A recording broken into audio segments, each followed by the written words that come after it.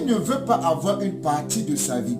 Lorsque le Seigneur entre dans la vie d'un homme, il ne veut pas avoir un coin de sa vie. Il veut la totalité de la vie d'une personne. Voilà pourquoi il a dit, je viens et je me tiens à la porte et je frappe. Si quelqu'un entend ma voix, il ouvre, j'entrerai chez lui. Dieu veut habiter en toi. Dieu ne veut pas squatter. Dieu ne veut pas être visiteur. Il veut être ton compagnon, si je peux dire ainsi. Mais nous avons des chrétiens aujourd'hui qui ont du mal à laisser la place à Dieu. On a des chrétiens aujourd'hui qui ont du mal à se libérer. On a des chrétiens aujourd'hui qui ont du mal à obéir ou à se soumettre à la volonté de Dieu. C'est quelque chose de très difficile. C'est quelque chose de très difficile. Pourquoi? Se soumettre à la volonté de Dieu nous amène à renoncer à nos envies, à nos désirs, à nos ambitions parfois. Se soumettre à la volonté de Dieu parfois peut nous coûter cher. Parce qu'on peut perdre des privilèges, on peut perdre des relations, on peut perdre des fiançailles, on peut même perdre un mariage à cause de la volonté de Dieu. Mais beaucoup de chrétiens aujourd'hui se sont familiarisés aux fables. Beaucoup de chrétiens aujourd'hui se sont attachés à l'amour des choses agréables. La Bible nous fait comprendre qu'à la fin des temps, les gens auront les démangeaisons d'entendre des choses qui leur font plaisir et se détourneront de la saine doctrine. Bien-aimés frères et sœurs, je peux te parler de la part de Dieu, mais ce n'est pas ce que Dieu voulait que je te donne comme message. Je peux te dire des choses agréables, mais qui ne sont pas les choses que Dieu voulait. Oui.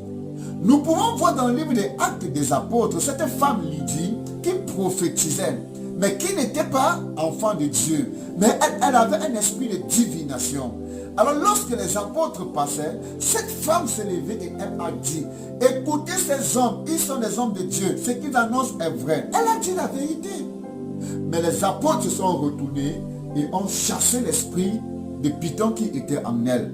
Et on a beaucoup aujourd'hui qui ont la foule derrière eux, mais qui n'annoncent pas la vérité, qui ne prêchent pas la vérité, mais qui ont des ambitions autres que les ambitions de Dieu, qui ont des intérêts, qui ont des motivations que celles de l'Éternel. Alors, quand tu es un enfant de Dieu et qui te retrouve dans cet endroit, tu as du mal à discerner, tu as du mal à distinguer. Pourquoi? Parce que tout semble être juste, tout semble être correct. Pour toi, il n'y a pas d'erreur. Mais mon bien-aimé, si tu avais simplement un peu de sensibilité, le Saint-Esprit t'aurait déjà averti plusieurs fois.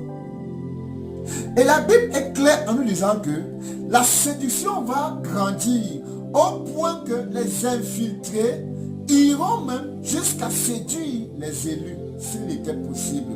Ça veut dire que ces gens viendront parmi nous. Mon frère, tu auras du mal. Il dit, tu auras du mal à différencier le faux et le vrai. Tu auras du mal. C'est écrit dans la Bible, noir sur blanc. Mais qu'est-ce que nous faisons aujourd'hui?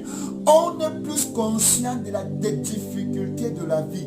On est plus conscient de la situation dans laquelle nous sommes. On est plus conscient du manque matériel.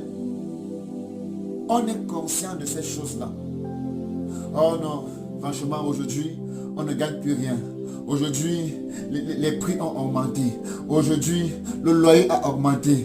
Aujourd'hui, le travail augmente, mais le salaire n'augmente pas. On est conscient de cela. Mon frère, c'est fait à dessein. Écoute-moi te dire.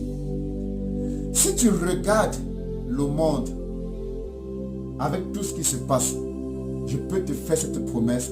Tu n'auras pas la foi. Ta foi va chuter. Pourquoi? Parce que tout est fait à dessein.